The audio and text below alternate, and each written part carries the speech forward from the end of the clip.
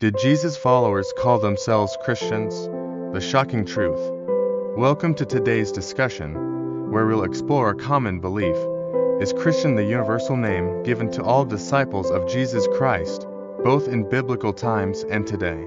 We'll dive into scripture, historical context, and early church practices to uncover the truth. Stay with me as we challenge some common misconceptions.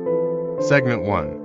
Origin of the name Christian, Acts 11:26. Let's start with the first mention of the term Christian in the Bible. In Acts 11:26, we read, "And when he had found him, he brought him unto Antioch. And it came to pass that a whole year they assembled themselves with the church and taught much people. And the disciples were called Christians first in Antioch." KJV. Notice that the disciples were called Christians. They did not necessarily call themselves that. This suggests that it was a label given by outsiders rather than an identity they initially embraced.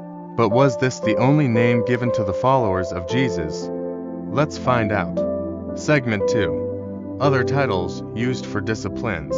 Throughout the New Testament, Jesus' followers were called by various names.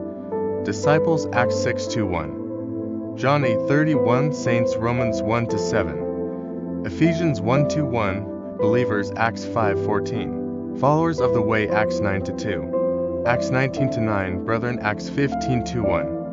Romans 8:29. Interestingly, the term Christian appears only 3 times in the entire Bible. In Acts 11:26, Acts 26-28, and 1 Peter 4:16. It was not the predominant term used by the early church to describe themselves.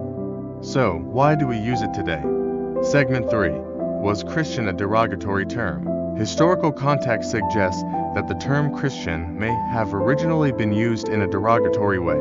In Acts 26-28, King Agrippa says to Paul, "Almost thou persuadest me to be a Christian."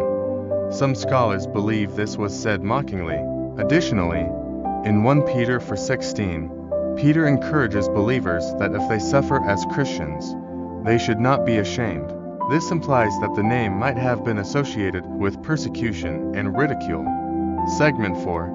Why is Christian used universally today? Despite its rare biblical usage, the term Christian became widely accepted over time. By the 2nd century, church leaders like Ignatius and Polycarp began using it to identify believers distinct from Jews and pagans. Over centuries, as Christianity spread and became the dominant faith in the Roman Empire, the name solidified. However, many still prefer the original biblical terms like disciples or saints because they emphasize a personal relationship with Christ rather than a broad religious identity. Segment 5. Should we use Christian today? So, does this mean we shouldn't call ourselves Christians?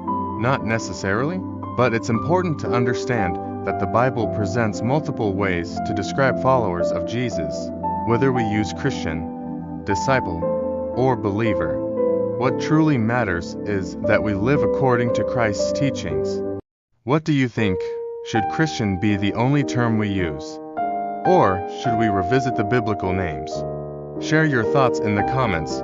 Thanks for watching. If you found this video insightful, give it a thumbs up and subscribe for deeper insights into biblical truths. See you in the next video.